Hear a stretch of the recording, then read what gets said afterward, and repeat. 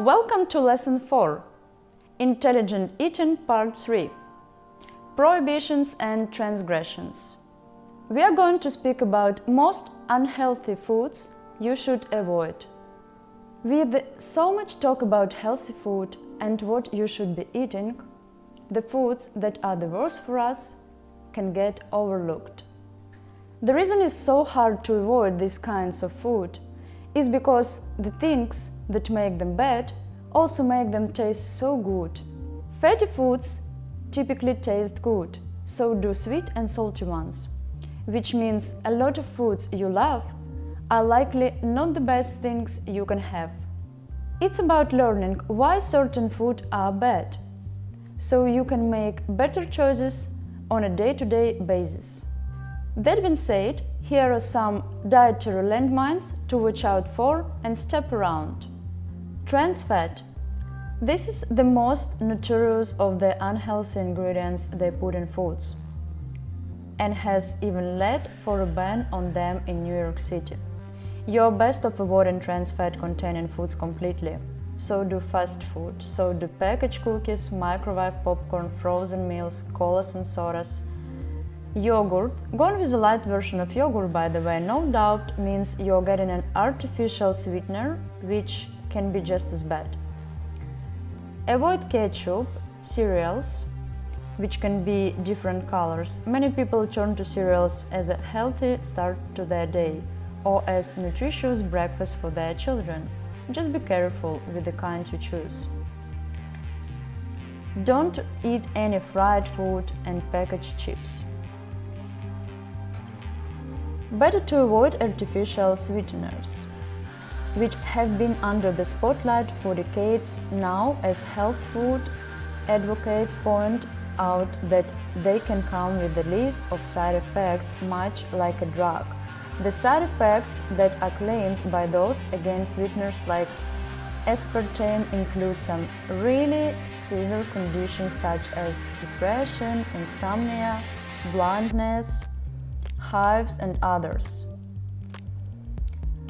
You better avoid light foods and beverages, diet colas and sodas, packaged diet snacks. Sodium. High levels of sodium or salt can really wreak havoc on your body. Not only does it cause you to retain water, but it also increases blood pressure and can lead to complications with the heart. Almost all heart patients are put on low sodium diet, whether they suffered a heart attack, stroke, or are at risk for them. It makes sense to watch your sodium levels long before it reaches the point of a doctor telling you to do so. A diet to help save your life. Full of sodium. Cheese, salty snacks, lunch meats, pizza. Just to name a few. Cholesterol.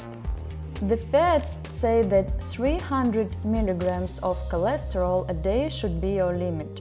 The foods below will get you to that limit pretty quickly, especially if you eat more than the recommended serving size, which is pretty easy to do in most cases. Not all cholesterol is bad for you, so be sure that you are differentiating between the good kinds and the bad kinds, and not cutting out all foods that contain any cholesterol. Ice cream. Anything that tastes as good as ice cream can be good for you, and as it turns out, one of the reasons to avoid it is the high levels of cholesterol it contains. So do pork products, donuts, which taste so good. Saturated fat is the type of fat that you want to watch out for, as it's the kind that clogs your arteries and can lead to heart disease, the #1 killer of both men and women in America. The recommended daily allowance of saturated fat is 20 grams, so you don't have a lot of wiggle room when it comes to the biggest offenders on this list. And this 20 grams is a cap. It is not something you need to strive to reach each day, but a way to make sure that you keep things under control and don't overdo it. The products like whipped cream, fatty meats, milkshakes, special Whoppers, Big Macs and so do kind of those food. Calories. Importance of calories.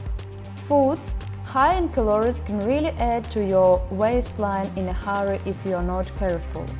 The reason they're snaky is because you can consume hundreds of calories quickly and not even be aware of it. A popular diet theory is that the fewer calories taken in, the more weight you lose, all else being equal. That's why you see people going on low-calorie diets and trying to burn calories in the gym.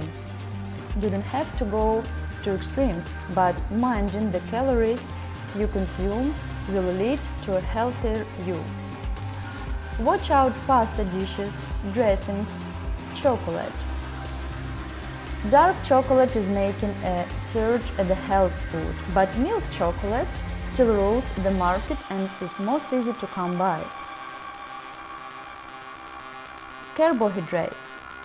It's not as if you have to go low carb or no carb, but you should still keep an eye on your carbohydrate intake. In fact, there is even a recommended daily allowance set at 130 grams. Why are too many carbs unhealthy? Foods high in carbohydrates will be digested quickly and tend to increase your blood sugar levels. So do bagels, coffee drinks, movie popcorn. The baddest of all of them. The foods listed here are just some examples of the baddest of the bad. Avoiding them will help you to cut out some of the worst offenders, and will be a big stride in the right direction towards better health.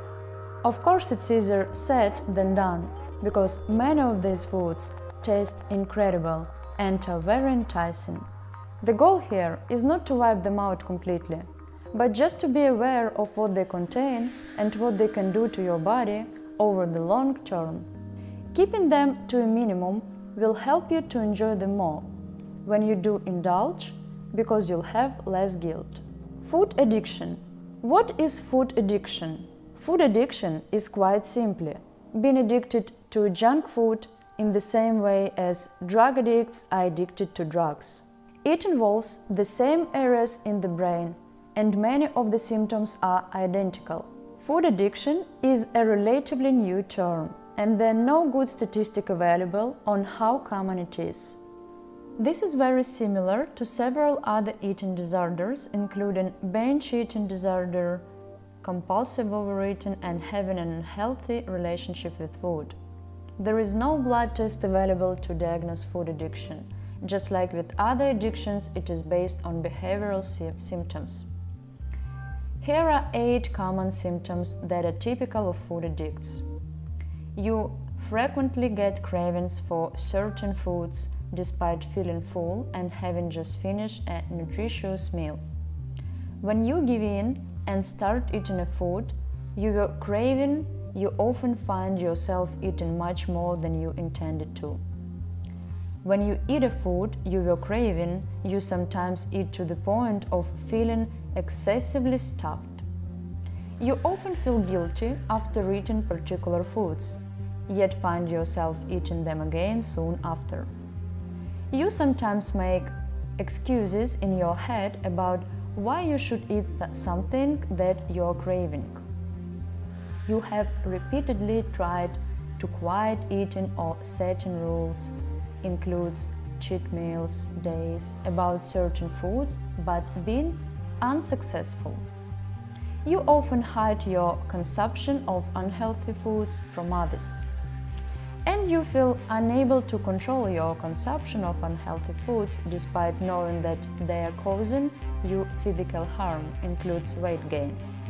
If you can relate to 4, 5 of these, then you probably do have a serious problem with food. If you can relate to 6 or more, then you are most likely a food addict. Food addiction can cause physical harm. It can lead to serious diseases like diabetes, heart disease, cancer, and depression, just to name a few. But you have even bigger reasons to quit than some unfamiliar disease in your distant future. Food addiction is also right in your life today. It breaks your self-esteem, makes you unhappy with your body, and can make your life a living hell.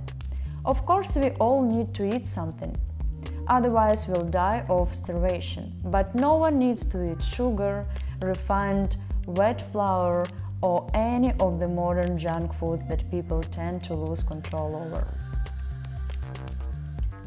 How to know if this is worth the sacrifice? Completely avoiding junk foods may seem impossible. These foods are everywhere and a major part of our culture. But believe me, once you've made the decision to never eat them again, avoiding them actually becomes easier. When you've made a firm decision to avoid them completely, then there is no need for you to justify anything in your head, and the cravings may not even show up. Many people who have done this don't even get cravings anymore, not after they've made a profound decision to simply avoid this stuff permanently. But if you are still in doubt and are unsure if this is worth the sacrifice, then write down a list of pros and cons. Pros might include: I'll lose weight, I'll live longer, I'll have more energy and feel better every day, and others. And cons might include: I won't be able to eat ice cream with my family, no cookies on Christmas, I might have to explain my food choices, and many others. If the answer is a resounding yes, then you can rest assured that you are doing the right thing. It's important to not go on a diet. Put weight loss on hold for at least 1 to 3 months. Overcoming food addiction is hard enough as it is. By adding hunger and additional restrictions to the mix, you will just make things even harder and set yourself up for failure. Now set a date, sometime in the near future, maybe this weekend or maybe today.